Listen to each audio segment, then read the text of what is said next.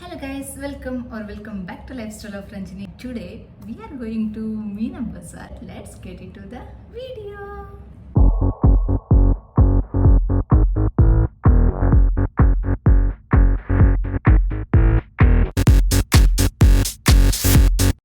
നമ്മളൊന്നും കാണാത്ത ഒരു ദുബായിൻ്റെ ഇനിയൊരു ഫേസാണ് മീന ബസാർ. ഞാനിവിടെ വന്ന തൊട്ടിട്ട് ഇവിടെ കാണാനുള്ളത് ഒരു നല്ല ഹൈഫൈ സിറ്റി, ഒരു ബ്യൂട്ടിഫുൾ ആയിട്ടുള്ള ഒരു നീറ്റ്ലി വെൽ മെയിൻറ്റെയിൻഡ് സിറ്റിയാണ്. ബട്ട് ഇപ്പം നമ്മൾ പോകുന്ന സ്ഥലം അങ്ങനെയല്ല. നമുക്കിപ്പോൾ ഞാനിപ്പോൾ ബാംഗ്ലൂരിൽ ഉണ്ടാകുമ്പോൾ അവിടെ ഞാൻ ജയനഗർ, ശിവാജി നഗർ, കമേഴ്ഷ്യൽ സ്ട്രീറ്റ്, ചിക്പേട്ട്, ഇങ്ങനെ ഒരുപാട് സ്ട്രീറ്റ് ഷോപ്പിംഗ് സ്ഥലത്തേക്ക് പോയിട്ടുണ്ട്. അങ്ങനെ ഉണ്ടാവുമെന്ന് ഇവിടെ പറയുന്നത് കേട്ടിട്ടുണ്ട്. So I just wanted to explore those places as well. അതിന് ഞാനും ശ്രീജിത്ത് ആൻഡ് സർവക്കുട്ടി പോകുന്നുണ്ട്. പപ്പയും മോളും രണ്ടുപേരും ഓൾറെഡി താഴെ പോയി നിൽക്കുക. ഞാനിപ്പോൾ മെല്ലെ പോകുന്നുണ്ട്. ഇവിടെ നിന്ന് നമുക്ക് കുറേ ദൂരമുണ്ട് കേട്ടോ. ഇവിടെ നിന്ന് നമുക്ക് ബസ് ഫെസിലിറ്റീസും ഇല്ല, മെട്രോ പോകാനും പറ്റില്ല. ബിക്കോസ് സർവക്കുട്ടി അത്ര ദൂരത്തേക്കൊന്നും മെട്രോയിൽ ഇരിക്കാനത് സമ്മതിക്കില്ല. സോ ഞങ്ങൾ ക്യാബിൽ പോകാമെന്ന് പ്ലാൻ ഇട്ടിട്ടുണ്ട്. താഴെ വന്ന സർവക്കുട്ടിക്ക് ഇതാണ് സ്ഥിര പരിപാടി. അവിടെ പോവുക, താഴെ കിട്ടുന്ന മണ്ണും മണലും ഇതൊക്കെ എടുത്തിട്ട് കളിക്കുക. പിന്നെ അവൾക്കും അത് കാണാൻ റെയറായിട്ടല്ലേ കിട്ടുക. അതുകൊണ്ട് പിന്നെ ഞാനും കൺട്രോളൊന്നും ചെയ്യാൻ പോകുന്നില്ല, ലെറ്റർ പ്ലേ എന്ന് വിചാരിച്ചു. പിന്നെ നമ്മളുടെ ക്യാബ് വന്നിട്ടുണ്ട്. ഇവിടെ നിന്നൊരു 43 മിനിറ്റ്സാണ് കാണിക്കുന്നത് മാപ്പിൽ. പിന്നെ എനിക്ക് ഈ വഴി പോകുന്നത് ഇഷ്ടമാണ് കേട്ടോ. ഇതിൽ നല്ല സീനിക് ആയിട്ടുള്ള പ്ലേസസൊക്കെ കാണാൻ കിട്ടും.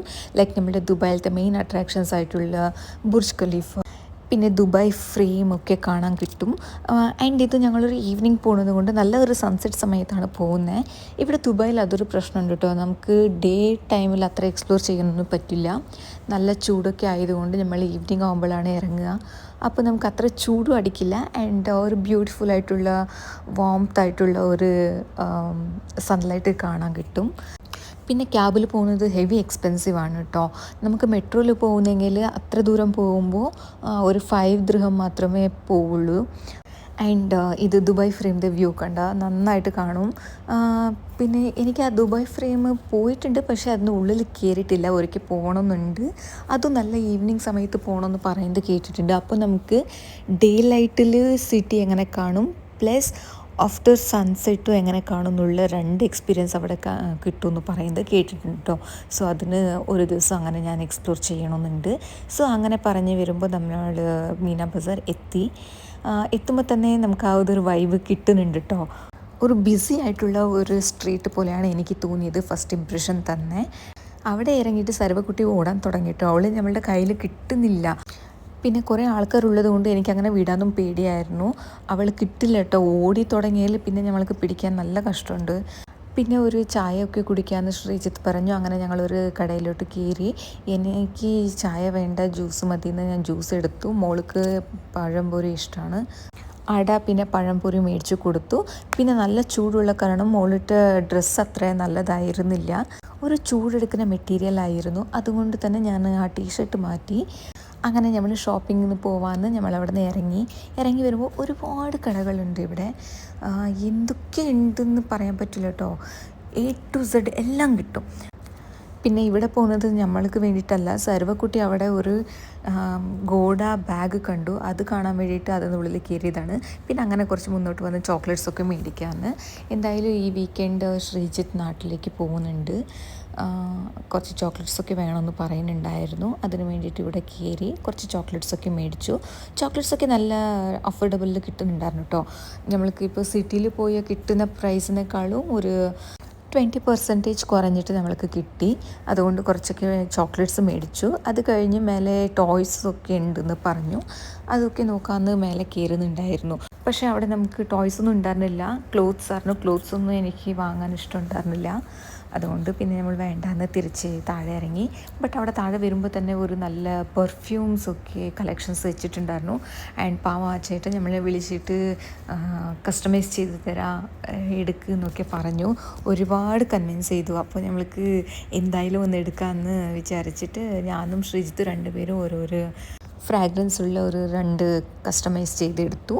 ആൻഡ് അത് കഴിഞ്ഞാൽ ഒരുപാട് ഗോൾഡ് ഷോപ്സ് ഉണ്ടായിരുന്നു കേട്ടോ അവിടെ. നമ്മുടെ നാട്ടിലൊക്കെ കാണാൻ കിട്ടുന്ന എല്ലാം വിധ ഗോൾഡ് ഷോപ്സും ഇവിടെ അവൈലബിൾ ആണ്.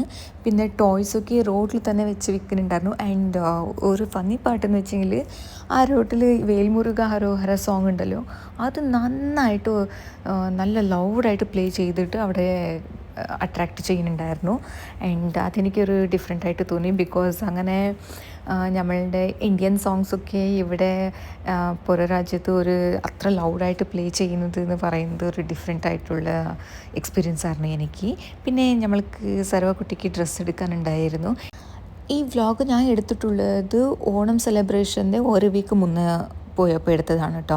ബിക്കോസ് സർവ്വക്കുട്ടിക്ക് വേണ്ടിയിട്ടുള്ള ഡ്രസ്സ് എടുക്കാൻ വേണ്ടിയിട്ടാണ് ഞങ്ങൾ കല്യാൺ സിൽക്സ് തപ്പിട്ട് പോയത്. അവിടെ കിട്ടി, ഡ്രസ്സൊക്കെ കിട്ടി. അതിൻ്റെ ഒരു ഡെക്കറേഷനാണ് ഇപ്പോൾ കണ്ടത്. ഡ്രസ്സ് എന്തായാലും നന്നായിട്ട് കിട്ടി കേട്ടോ. ബട്ട് നല്ല എക്സ്പെൻസീവ് ആയിരുന്നു. ഇതൊക്കെ ഡ്രസ്സ് നമ്മൾക്ക് നാട്ടിലൊക്കെ പോയെങ്കിൽ അണ്ടർ 1000 കിട്ടും. ബട്ട് ഇവിടെ നമ്മൾക്ക് ഒരു നമ്മളുടെ നാട്ടിലത്തെ പൈസയ്ക്ക് 2000-ൻ്റെ അടുത്തായി. പക്ഷേ ഓക്കെ, നമ്മൾക്ക് അർജൻറ്റായിട്ട് കിട്ടണം ഒന്നും ഉണ്ടായിരുന്നില്ല. അതുകൊണ്ട് നമ്മൾ ഇന്നും നോക്കില്ല, അത് തന്നെ എടുത്തു. അതൊക്കെ കഴിഞ്ഞു, നന്നായിട്ട് ടയേർഡായി. അങ്ങനെ തിരിച്ച് വന്നു കേട്ടോ. എക്സ്പ്ലോർ ചെയ്യാനൊന്നും പറ്റിയില്ല. അവിടെ ഹെവി ആയിട്ട് ട്രാഫിക്കായിരുന്നു. പിന്നെ തിരക്കുള്ള സ്ട്രീറ്റ് ആയതുകൊണ്ട് അത്ര സർവ്വക്കുട്ടിനെ വെച്ചിട്ട് നടക്കാൻ നമ്മൾക്ക് ബുദ്ധിമുട്ടുള്ള കാര്യമായിരുന്നു. പിന്നെ അങ്ങനെ തിരിച്ച് വരുമ്പോൾ നമുക്ക് സെയിം റൂട്ടിൽ തന്നെ നമ്മളുടെ അതേ ബുർജ് ഖലീഫനെ നൈറ്റ് വ്യൂവും നമുക്ക് കാണാൻ പറ്റി. അങ്ങനെ നമ്മളുടെ ഇന്നത്തെ ഒരു ഈവനിങ് ഇങ്ങനെ കഴിഞ്ഞു. ഇനി അടുത്ത വീഡിയോയിൽ വീണ്ടും കാണാം. Thanks for watching. Keep watching. By.